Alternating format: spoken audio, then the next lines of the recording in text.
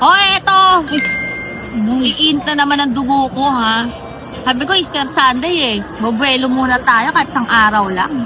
Pero itong mga ganyang klaseng post, mga kabatang helmet, hindi ko pinapalampas yan. Lalo na yan, it pertains sa healthcare sector. At hindi talaga ako papayag kasi hanggang ngayon, yung HEA, hindi pa rin nabibigay. Di ba? May mga namatay na kami kasama during the COVID. Wala pa rin natanggap. O, di ba?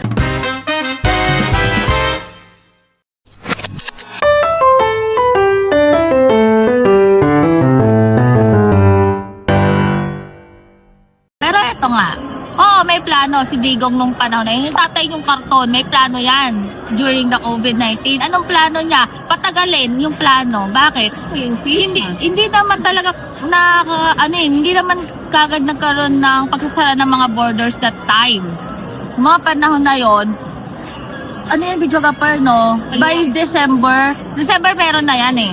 January talaga medyo pumuputok-putok na yan. Diba? Marami ng mga cases din noon na parang may mga ubod sipo.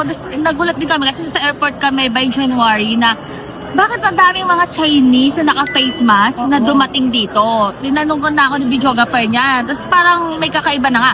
Tapos yung isang school na alam din namin, nagsarado na muna kasi magkakaroon ng clean-in ng Chinese New Year naman. Hindi na sila nagpapasok. Yes, nagkaroon ng clean up chuba-chuba kels. Tapos eto na nga, March 16 or March 13, yung nag-declare na nga itong si Tatay Cartonio na ayun na nga, magkakaroon na ng ECQ, di ba? ECQ, lahat ng Q, banana Q. Pero ito nga, kung sinasabi na may plano daw noon si Tatay Carton nila about the COVID era, una sa lahat, itong panahon na yon, kung ito ba ay counselor na ba to o kongresista, di ba? Hindi pa. May mga post pa nga yan na may mga hawak na kaperahan that time. Pero ito lang yan mga kabatang helmet. Nakakaloka kasi yung nararamdaman natin ngayong oil crisis, hindi talaga natin yan hawak dahil sa gera yan eh. Gera yan sa Middle East. Kahit naman din yung COVID, hindi rin natin hawak yon dahil virus yon. Pero ito kasi, magkaiba siya ng extent eh. Yung COVID, hindi talaga natin yan mapipigilan kasi airborne yan. Respiratory yung tinitira niyan. So bakit nakikita mo ba yung virus sa hangin? Hindi. Ito, yung sa oil crisis naman, hindi rin natin yan kayang mapigilan.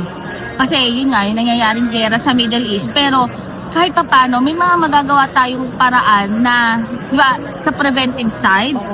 Saka hindi nag-lockdown. Yes, walang lockdown ngayon. Oo, kasi yung langis is isa din yan sa mga basic needs natin. Pero walang pagla-lockdown. Tuloy pa rin ng business, tuloy ang buhay. Unlike nung COVID, lahat tayo, lahat kayo nasa loob ng bahay nyo habang kami naka-duty noong mga panahon na yon. At talagang ang namamatay that time, ang mortality rate that time, halos araw-araw, daan-daan po ang namamatay. Ngayon, wala naman ako nabalitang may namatay sa langis. Meron mga hinimatay dahil pumila para sa ayudang 5,000. Pero di ba, magkaiba yun. Video kapar? Magkaiba siya. Tsaka, paano naging magkaiba? Yung ngayon, puno ang SM. Oo, di ba? Ayan, daming tao sa SM. SM pa lang puno. Wala naman naka-face mask. Panahon ng COVID, wala yan. Wala to lahat. Sarado lahat. Nagsara lahat. At saka limited lang yung galaw ng COVID. At ito pa, mga kabatang helmet. Limited ang galaw na wala, ito lang kayo nagpa-ayuda ka nun. Lang. Basta ito lang ang galaw nun. Nagbigay ka ng ayuda from the early Nagbigay kami ng ayuda ni videographer that time. Nagbahay-bahay kami. Tapos na nangyari, nahawa ko ng COVID doon. Hindi ako nahawa ng COVID dahil sa pag-duty ko. Pero nahawa ko ng COVID dahil nagbahay-bahay nga kami. Dahil wala naman talaga nakakalabas. Kami makakalabas kami kasi may pass kami. Tapos yung mga meet up mo, mga umiiyak. Kasi mga hindi nabibigyan ng ayuda. Hindi alam kung saan kukuha ng pagkain. Tsaka walang malinaw. Diba, doon din pumutok yung community pantry ni Patreng. Kasi wala naman talaga tayong malaman saan ang gagaling yung ayuda. May ayuda ba? Lahat ba makakatanggap? Saan ka kukuha ng pagkain kung ang trabaho mo ay per day lang ang bayad sa'yo? At kung yung trabaho mo ay kailangan mo lumabas, paano kung yung kumpanya mo ay tumigil muna? Diba? Unlike ngayon, ayan, nakakagalaw pa, may mga business, ongoing pa. And yung in terms naman doon sa langis, may mga iba pa naman kasing alam mo yun, pwedeng pagkuhanan pa. Tsaka alam nyo, ang tinag-aano ko lang, masyadong mayaman ng Pilipinas sa mga natural resources.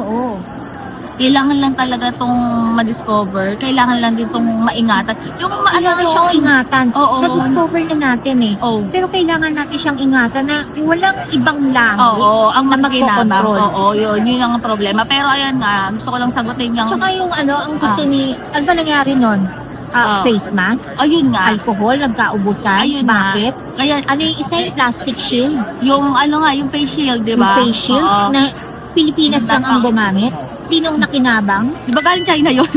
Sinong Pero businessman eto ang nga. nakinabang sa face shield na yan? Kaya nga, sasagutin ko nga yung post nga ni Barsaga. Una sa lahat, nung nagkaroon nga ng mga pa-face shield, pa-face mask, di ba, saan ba kinuha yan? Di ba, pumutok dyan ang Farmaling? Oo. Di ba? O ano na nangyari doon? Ano nang ganap about dun sa funds doon? Magkano yung nagastos doon? At saka sa US, hindi naman talaga sila naka-face shield. Yung face mask lang talaga. At saka saan magaling yung mga... Tapos nag-hoard pa nung nag-hoard. Tapos ang mahal pa. Di ba? Ang Sinovac ayaw. Oo. Dito lang sa Pilipinas sinubukan.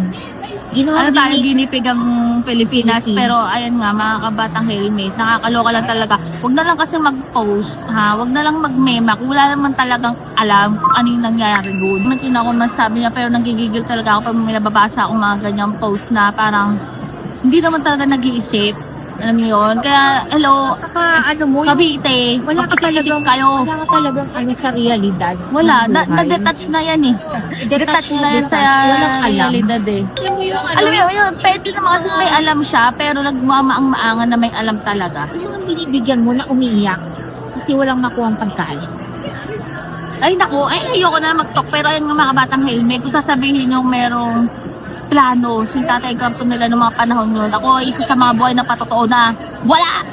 Anong plano niya? Sabi niya, Buti pa nga si Mayor Lenny Robredo o si VP Lenny that time, nagbigay na kagad nung tulong regarding sa point-to-point na bus. Yung transport, PPE. yung PPE, yung transpo nga na pwedeng sumakay ng mga healthcare provider. Tapos parang point-to-point nga yung bus. yung bus na talagang for transport. Tapos yung PPE, Oo. nagpatahi din. Oo. Buti pa Kasi si Mayor Lenny. Sinaubusan na ng PPE eh. Pero- Pero naganap siya ng mananahi. Oo. At tagal ng trabaho din yung mga mananahi. Oo. Pero ayan nga mga batang helmet, kaya Diyos ko, wag sasabihin ng Barsaga na may plano ang Tatay Carton nila nung mga panahon na yun. May plano. May plano para Pero ano? para sa sarili nila. May plano para ano? Kumita? Ha? Kumita. May plano nga. Tama nga, may plano. May plano para sa family.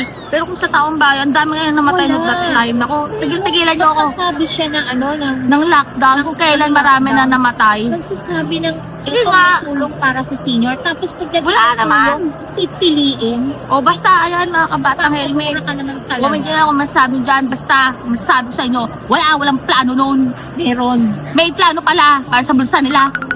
O basta, see you later.